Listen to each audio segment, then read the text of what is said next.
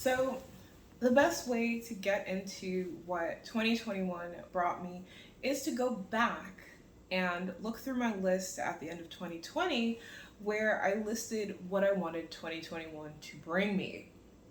Let's see how many of those things actually happened. All right, so first is an agent. Nope, not yet. To be fair, I haven't really made an effort to do that, so that's on me. That's on me. Twitter verification. Yes. I thanked my haters for this on Twitter using Zico's lines in his verse from Epic High's Rosario,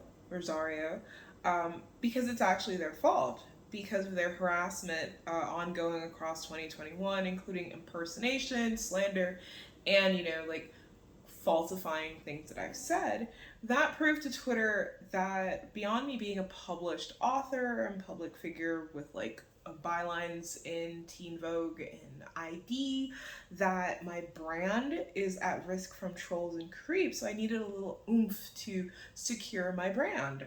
So I'm verified now, and that is like functionally meaningless because the features aren't super great beyond apparently how I probably can't be easily suspended from the platform.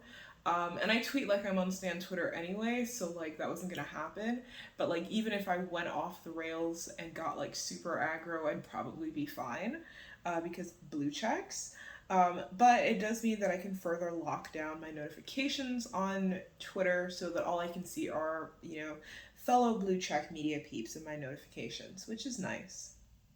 Um, a regular writing gig somewhere. So the latest fan service column went up on the 17th of December, and I've been writing for Teen Vogue the entire year. My editor Claire and I just had our meeting for 2022 plans and looked at what did well across 2021 and like try to figure out what we'll nudge at for 2022. We even have a theme planned for fan service for next year. More on that in the future because I think it's hilarious. Um, Despite putting this in my wish list, basically, I didn't expect to have a column anywhere, much less one that's largely been well received outside of like the unhinged racist haters who aren't, actually reading what I've written. I write a lot, I work hard, and it's amazing to see my dedication pay off in this way. I've gotten to interview celebrities who are super cool, like Kelly Marie Tran, Zendaya, Junji Ito, and Lil Nas X. I talked about TikTok trends, real person fiction, dark fic, and a bunch of amazing, interesting things. And that's led to me getting opportunities elsewhere, like The Verge and Mashable. So that's fucking amazing. I also did music reviews at Everything and the Kitchen Sink. But as 2021 got more and more intense and busier for me, that I had to pull back from. But hopefully 2022 will see my return to the wonderful world of music reviews on that platform. I wanted a better job. Literally the week after I wrote the original post in December 2020, I got let go from my day job in marketing. I have yet to be able to find full time work despite my best efforts, and that's fine because you know, I don't work there anymore, but they were really awful people, like super conservative, like, but also like nosy. So like they would ask uncomfortable questions about like blackness and stuff. And I was like, that's weird. But it still sucks to lose employment and health insurance during a pandemic. And it's all because like I wanted to continue doing my job at home the way I'd been doing from March 2020. And they wanted me to come in to work in a single office room. Like they took my actual office away from me and wanted me to sit in a room with like five other people, including the three managers who go in and out, who don't believe in masks, barely believed in COVID. Um, that sucks, but hopefully 2022 I get a job. Um, I wanted an apartment of my own. That clearly did not happen. I did not get an apartment of my own. Then the chance to ask BTS or their rap line specifically about the way that their understanding and performance of hip hop has evolved over the past 7 years. Obviously, I did not get to interview BTS in 2021. Maybe next year. Hmm. The thing is that even though my question is brilliant, it's not the question or a question that someone like me, a freelancer, largely unknown, visibly, loudly queer, kind of in your face, black, would get to ask BTS at this stage of my career, even if I did get a chance to interview them. So I just have to bide my time, get more and more famous, and finally get Namjoon specifically on my podcast so we can talk about hip hop together and I can get him to spill his guts and his true thoughts on Show Me the Money and the current state of hip hop in Korea, as well as where BTS falls in the field. Please, Namjoon, come on my goddamn podcast. Then I wanted more or any respect from people in fandom slash fan studies, which is always hard to measure because whose respect or attention matters most, right? Like, objectively, I know who I'm writing for and why I'm writing, but my brain's like, but people don't like you, so you're worthless. And it's like, well, the people that don't like me are racists usually, even if they're not on that willingness to admit that to themselves. The thing is that 2021 has been a really good year for my writing. I've seen the numbers for fan service, and it's clearly doing well. While my social media following hasn't really increased, it's still increasing, you know. And I have a lot of people who come to me to talk about fandom stuff and like engage with me over media, popular culture, and stuff like that. But I also feel like I'm not treated as well as someone like and I hate to compare myself to them, but Asia Romano, who has a longer career than me. To be clear, Asia's like been doing this since I was like a fetus in fandom, right? But I've been there for a lot of their missteps, like actual like factual errors, discourse dust ups, and I still feel like when they get yelled at, it's because of stuff they've actually done. When I get yelled at, it's for stuff people have imagined I've done or have lied about me doing. So, good writer aside, I just feel like I should be getting less shit and more respect. And what I'm getting is lots of shit, not enough respect. Um, and like lots of harassment, although I don't know what's going on in Asia's inbox. It might be hell. Queer fandom might be eating them up too. But people show up in my inbox, in my comment section on my website, and in my mentions to harass me. Like, recently, some like pro shipper chuds, and if you don't know what a pro shipper is, check out Princess Weeks and Sarah Zed's respective YouTube videos on pro shipping and antis. Um, and like these people have graduated from like accusing me of being racist against like biracial people and Asians for using the word pick me to accusing me of like actual crimes, like crimes you would call the FBI for crimes, based on other people's AO3 bookmarks, mind you, and blaming me somehow for the situation with Isabel Fall and trans misogyny. And I'm like, I literally really do not go here. No, so that's been wild. That's been a lot. But even outside of that, lots of people just pick a side for me. They decide I'm a pro shipper, they decide I'm an anti, and we're going to talk more in 2022 about how banana pants that binary is, considering both arms of it are saying that I belong to or am working for their ideological enemy in fandom when I'm really not. But that whole thing has then been turned into an excuse not to engage with my work in good faith and not to respect me. Kind of upsetting. And then in fan studies as a whole, like aside from the people who I already know and engage with, people who've known me since I was in college, I think the field, especially as it revolves around transformative fandom, like fan fiction, fan art, vids, cosplay, they don't really recognize me as someone doing work like what they're doing. And like I've been doing this for 7 years. If you claim you don't know me and you can't figure that out by now, like you're either really shit at googling or you're lying, because like I do a lot of work and I do a lot of really good work and I pull from a lot of different areas of research to make fan studies accessible and documenting fan history and fan behavior um, valuable, like long-term valuable work. Um, and so it is what it is. It'll happen or it'll not happen. It did not happen really in 2021, except in one way that does really matter. A lot more people of color in different fandom spaces felt free to reach out to me through DMs or email, to talk to me about like what they were seeing and how their experiences in fandom have been over the years. Um, and one of the things, I guess, thanks to my haters again, is that people are able to see that what fandom is doing in defense of racism isn't normal, right? Like, this isn't a, well, let's agree to disagree. You have your opinion, I have mine. People are seeing the racist, the joy that people are taking in racism in fandom and in being racist to and about me to protect, their content in fandom.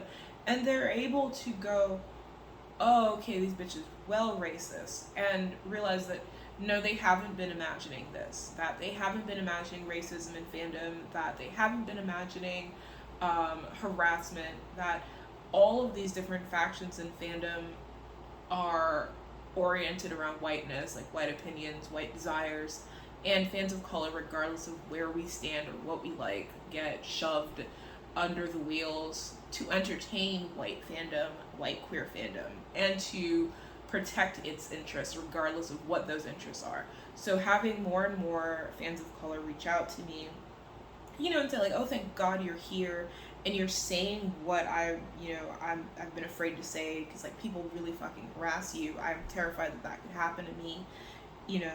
People are talking and thinking critically about fandom as people of color, and they're nodding to my work as one of the things that got them started. And I guess I'm getting respect from the people that matters, and I have to in 2022 just say fuck it and only focus on those people for real. So in 2020, I was like, oh, I want a Hugo Award. I have wanted a Hugo Award since I started publishing, so like 2015. There's no reason that I would have gotten a Hugo Award for any of my fiction. Like, I like it, people read it, but it's not like Hugo Award winning fiction, I guess. No shade to anybody who has written Hugo Award winning fiction. I'm just saying, I know what I write. I know what I write. So I decided in 2021 to just not care. Like, oh, the Hugo Awards are happening. That's good for anybody who gets them, but I let go of my dream for it. Because I don't think that, even though like 2020 was my best year as like cultural critic, pre-Teen Vogue column, right? I wrote like 200,000 words of content for my website alone, like not including Patreon. And I was like, there's no way I'm gonna be recognized for this, even though pieces went viral, people start, conversations happened from them. And because I talk a lot about race and racism, I generally get passed over. Oh, and in fandom, I usually get passed over for a lot of recognition. So I was like, okay, well, the Hugo Award's not happening, whatever. Award season for the different, online communities I'm in will happen without me, which is no biggie. And then Fiacon, for their second Ignite Awards, announced that I was nominated as a finalist for the Critics Award. And I'll link to the video below with my response after I won, right? Because I didn't expect to be nominated, and I really didn't expect to win, because at the time the nominations went out, it was the second time this year that Rey Kylo fans from the Star Wars fandom linked up with other racists from other fandoms to try and like destroy my life. This was after the Kelly Marie Tran thing, where I just interviewed her. And so it means a lot to me that, like, way more than a Hugo ever could, because the people voting for the Ignite Awards are my peers in a way that the people voting for Hugo Awards aren't, right? So these are my people who chose me and my work for this. And they were doing so at a time when hundreds or even thousands of people were actively like lying about me, like including like that I harmed a child by reblogging something insulting them. And I'm like, if that is what harm looks like, you guys are all abusers. That's how that works, right? But yeah, I still can't get over that. I have my little award on my bookcase, and I look at it all the time, and I just laugh. It's like, holy shit. Um, Socializing, I wanted to do more socializing, and I mean, I did. So the biggest thing was that I went on an out-of-state vacation earlier this month, and I got to spend time with people that I'd only known previously from Twitter, but I'd known them for a while. Like Ashley, Lala, Ash, Julia, and Lila. Like those were my like main like, oh my god, I can't believe I'm finally seeing you moments. But beyond that, I actually have succeeded in my goal to do more socializing. I Zoom regularly enough with friends, and we watch BTS content together. I have phone calls with people. Um, I text people regularly ish. And, I even play Animal Crossing with people while, we talk on the phone. It's not the same as seeing people offline, but clearly that's not going to happen for a while. Um, I wanted 2021 to bring me more time to read, which technically I did have more time to read because I was unemployed, but I don't know if I actually did it. Like, as in, I read a lot of fan fiction, lots of Omegaverse, webtoons. Like, I caught up fully with Painter of the Night, but I don't know that I read more books than than I did in 2020.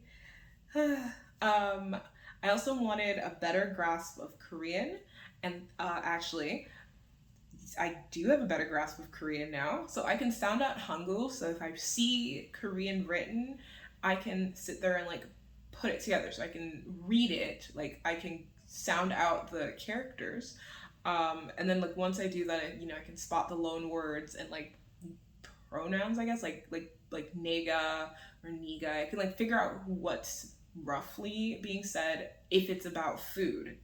If it is not about food, I'm not good at this. And so that's way better than it was December 2020, but I want to get better, and I want to actually take like a college level course. Because I've been taking classes. I took classes through like BTS Army, which was really cool. Like they had a free Army Academy Intro to Hangul class. That was really cool because I learned to, learn what the characters were. But I'm hoping that I'll be able to take a college level course and actually learn to read and write Hangul enough that I can communicate with uh, people and read books. I want to read books. Um, I also wanted to like get ideas to build and use my brand more effectively. And I think the thing about that is that my brand is now like likes Omegaverse and RPF a lot, but also hates racism and fandom. And like that's a solid brand even if I've done nothing with it. Um, I made like one piece of merch on a lark, and I don't think I told more than two people because it's just so silly. So I guess I failed here. My bad. More organization. I was very organized across this year. So yay me. I will be even more organized next year. More memes. I did 15 memes about racism and fandom in 2021. Are they all funny? No.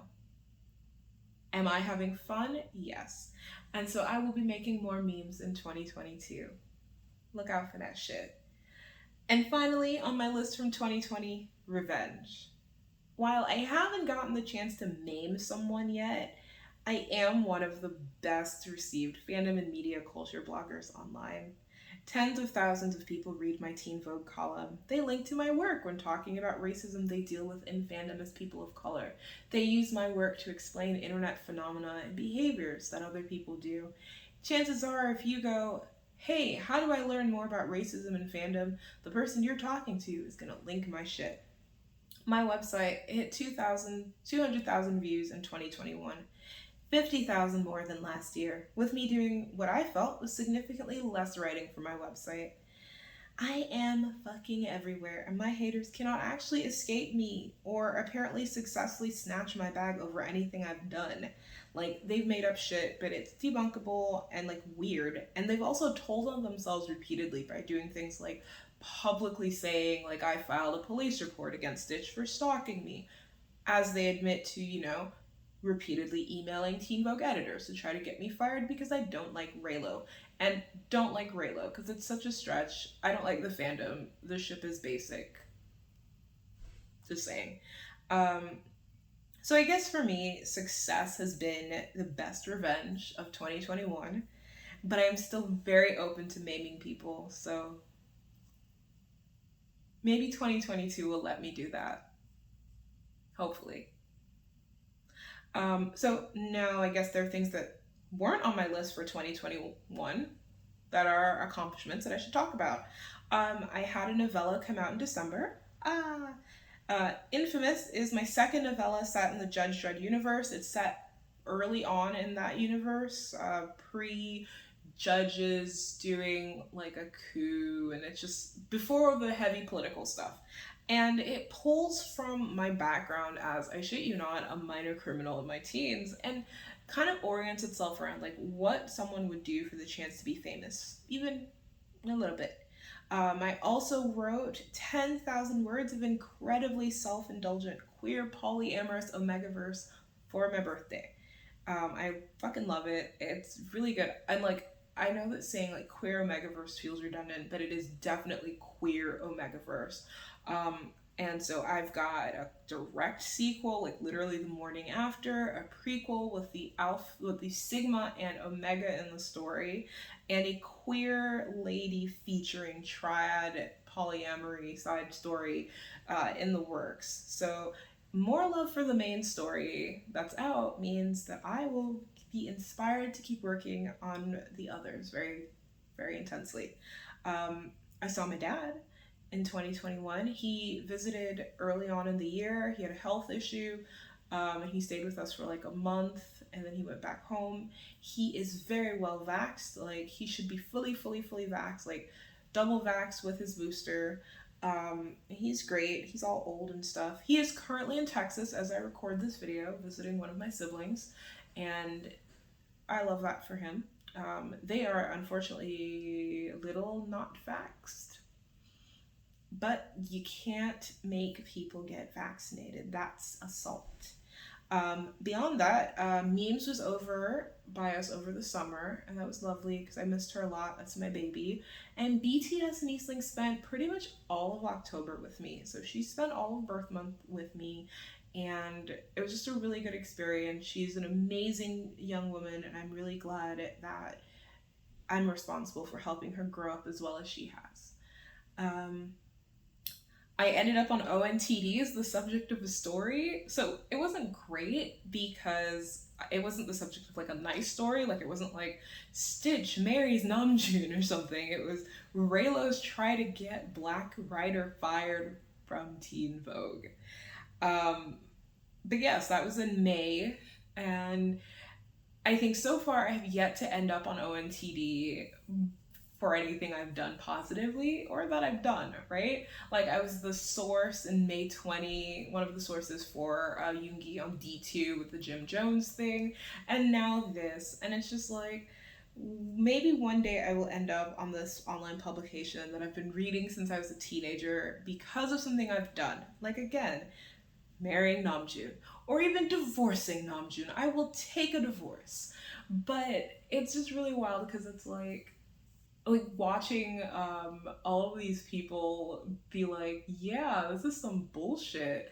What the fuck? Because it is over ships, and it's really interesting to see people be like, oh my god, Stitch is like bullying us and harassing us over ships.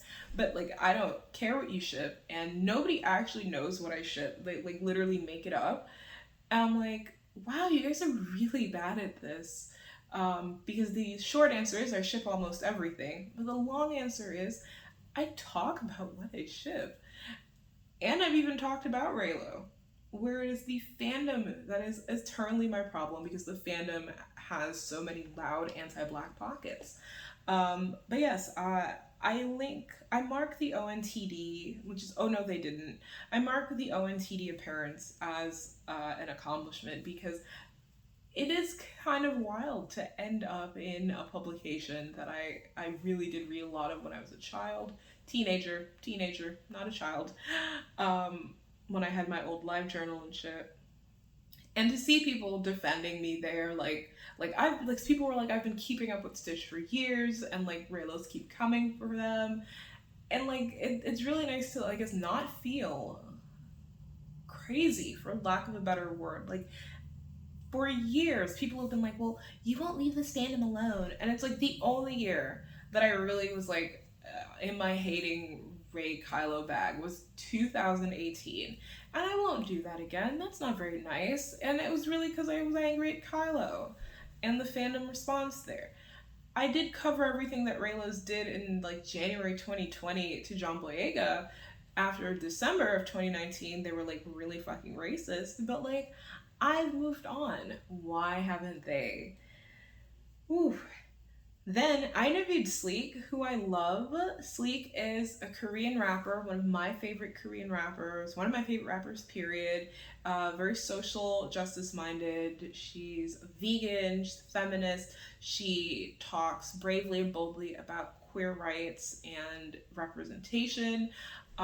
She was on Good Girl back in 2020, which is like my favorite Mnet show, and I'm desperate for like a follow-up or just more Sleek. Give me more Sleek.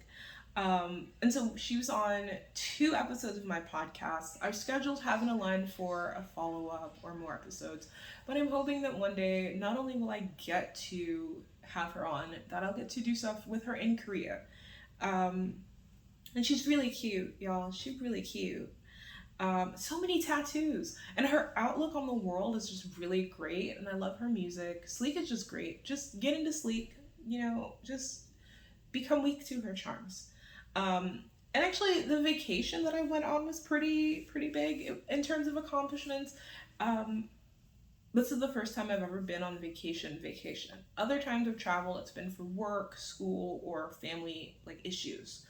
So this was the first time I was able to go elsewhere. And so I was in LA for 4 days to see friends, eat good food, and do some delightful Bangtan things. And then I spent 2 weeks at this like dinky little hotel, isolating, because I don't want to bring COVID home to my mom and my family members. Even though I am super vaxxed and was mostly masked across the trip, better safe than sorry. It was a really good experience. I got to see people that I've been talking to like daily in like 2 cases for like a year, almost 2 years. That would be like Lila and Ashley. And it's just really amazing to meet your online friends and to be reminded of the community and the connections you can make through fandom, and love that people can hold for each other across miles, thousands of miles. So what do I want for 2022? Well, I want more good things, but on a big scale, right? I want an agent, a book deal. I want to finish my emotional support erotic romance novel. I want to date friend. I want to spend at least 1 month in Korea. I want to get to a good Korean class so I can get good at Korean. I want to interview Namjoon, even if it's just for my podcast. I want a staff writer gig somewhere, writing about entertainment and online culture. I want a full-time job beyond that, with health insurance, okay, and dental, because my teeth are a mess. I want to be booked and busy in 2022 because I want to be able to take care of myself and my family, but I also just want to be able to live my best fucking life. So hopefully all of this stuff happens sooner rather than later. 2021 was a tough year. I've never been busier, even when I was in grad school, and I should have been busier. And I've never been more stressed out. But I couldn't have done it without my friends and my support network, and seeing people finally get the courage to say, what the fuck, why are you bitches lying on Stitch? This isn't true, and you're racist. When they see people spreading lies and shit about me. I'll talk more about this in my video on the state of racism in fandom in 2021, but for now, let me just say, I couldn't have made it to the end of 2021 without y'all, and I hope desperately that 2022 is better for all of us.